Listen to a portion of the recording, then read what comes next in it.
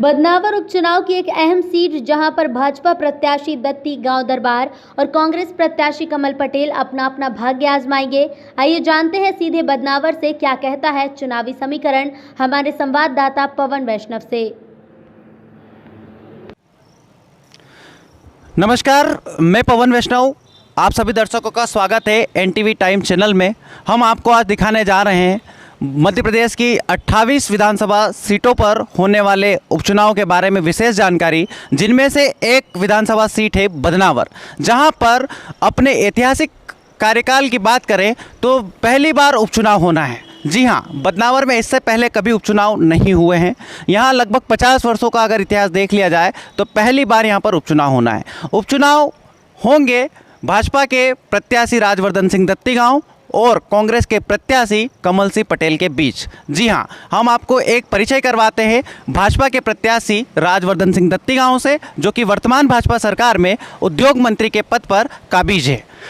राजवर्धन सिंह दत्तीगांव ठेठ ग्रामीण अंचल तक अपनी एक विशिष्ट पहचान रखते हैं, जो पूर्व में कांग्रेस से 3 बार विधायक रह चुके हैं। राजवर्धन सिंह दत्तीगांव ने अपने राजनीतिक करियर की शुरुआत निर्दलीय प्रत्याशी के रूप में की थी। वे 1998, 2003, 2008, 2013 और 2018 का चुनाव अब तक लड़ चुके हैं। कुल 5 बार चुनाव लड़ चुके राजवर्धन सिंह दत्तीगांव अब तक 3 बार बदनावर विधानसभा सीट से विधायक निर्वाचित हुए हैं।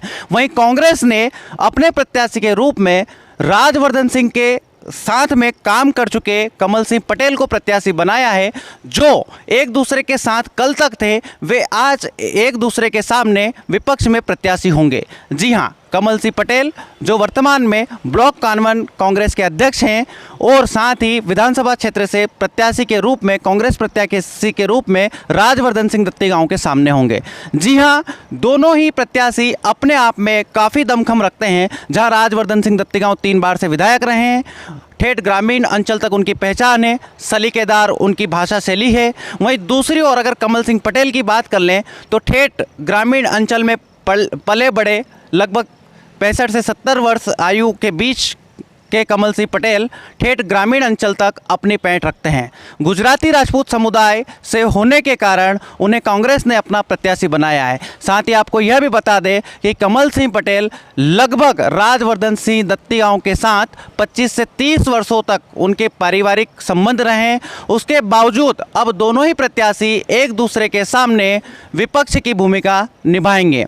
आपको यहाँ ये बताना उचित होगा कि राजवर्धन सिंह दत्तीगांव जो कि मध्य प्रदेश की भाजपा सरकार में उद्योग मंत्री है, वहीं कांग्रेस ने अपने प्रत्याशी के रूप में एक ऐसे नेता को उतारा है जिसे बड़ा चुनाव अर्थात विधानसभा या लोकसभा जैसा कोई चुनाव लड़ने का कोई अनुभव नहीं है। अब ये तो आने वाला समय ही बता पाएगा कि कौन सा प्रत्याशी किस प्रत्याशी के लिए कितना भारी होगा। हालांकि ग्रामीण परिवेश में इन दोनों प्रत्याशी को लेकर तरह तरह के कयास लगाए जा रहे हैं। एक और जहां भाजपा ने अपना प्रत्याशी कांग्रेस की तुलना में देरी से घोषित किया है, लेकिन राजवर्धन सिंह दत्तीगांव पूर्व से ही अपना चुनाव प्रचार शुरू कर चुके हैं। कई गांवों तक वो अपनी पेड़ बना चुके हैं, कई लोगों से पहचान बना चुके हैं और उनके लिए यहाँ जब वो कांग्रेस में थे, अब वे भाजपा में चले गए हैं, तो वो भाजपा के लोगों को भी अपनी ओर आकर्षित करने में काफ़ी हद तक सफल रहे हैं।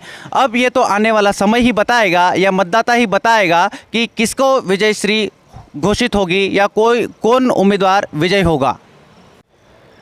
एक और जहां राजवर्धन सिंह दत्तीगांव जो वर्तमान में भाजपा सरकार में उद्योग मंत्री है, इन्होंने 1998 के साल में निर्दलीय प्रत्याशी के रूप में अपने राजनीतिक कैरियर की शुरुआत की थी। वहीं 3 बार से विधायक निर्वाचित हुए दत्तीगांव और वर्तमान में उद्योग मंत्री की प्रतिष्ठा अब बदनावर विधानसभा सीट पर होने वाले उपचुनाव पर दांव पर लगी हुई है। दत्तीगांव 3 बार के विधायक रहे और काफ़ी अनुभवी, काफ़ी शिक्षित और सरल, सहज एवं सलीकेदार शैली के लिए चित परिचित है, संपूर्ण क्षेत्र में जाने जाते हैं। वहीं एक अपनी अच्छी कार्यशैली के लिए भी पूरी विधानसभा क्षेत्र में जाने जाते हैं। कमल सिंह पटेल जो कि उनके सामने कांग्रेस से प्रत्याशी होंगे, वे पूर्व में दत्तीगांव के कट्टर समर्थक या उनके अच्छे सहयोगी रहे थे।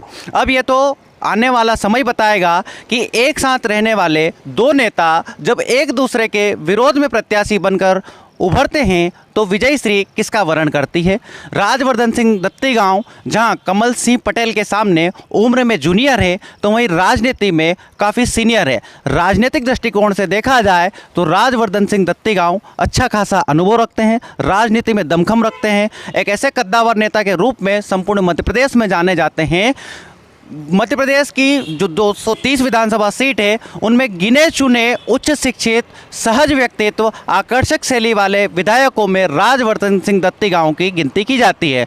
वहीं दूसरी ओर कमल सिंह पटेल जो कि कांग्रेस से प्रत्याशी है वे काफ़ी वरिष्ठ कांग्रेसी नेता है, लगभग 65 से 70 वर्ष की उम्र है, कांग्रेस में विभिन्न पदों पर रह चुके हैं। राजवर्धन सिंह दत्ती गांव जो कि अभी भाजपा में मंत्री हैं, उनके पिताजी के कार्यकाल के समय से ही कमल सिंह पटेल दत्ती गांव परिवार एवं कांग्रेस पार्टी के प्रति समर्पित होकर काम कर रहे थे। लेकिन दत्ती गांव के भाजपा में जाने से अब बदनावर विधानसभा सीट पर जो उपचुनाव होना है वहीं दत्ती गांव के समर्थक रहे कमल सिंह पटेल अब कांग्रेस के प्रत्याशी होंगे। उपचुनाव को लेकर विधानसभा क्षेत्र में तरह तरह के कयास लगाए जा रहे हैं। लोगों का मानना है कि अगर कांग्रेस का विधायक यहाँ पे निर्वाचित होता है तो कहीं ना कहीं भाजपा के जो उद्योग मंत्री है उनकी प्रतिष्ठा दांव पर लगी हुई है। दोनों ही समीकरणों में कहीं ना कहीं बदनावर उलझा सा हुआ है।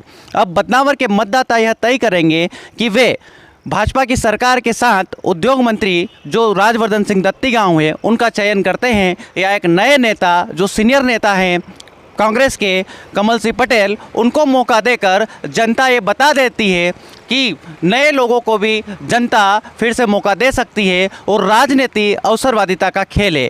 ये सब आने वाले 3 नवंबर को होने वाले मतदान के समय ही और आगामी जो 10 नवंबर को परिणाम घोषित होंगे उन्हीं के साथ भी तमाम तरीके के कयासों पर एक अवरुद्ध लग सकता है या पूरा नतीजा निकल सकता है। देखिए पूरी खबर कैमरा पर्सन योगेश बैरागी के साथ बदनावर से विशेष संवाददाता पवन वैष्णव की ये खास रिपोर्ट।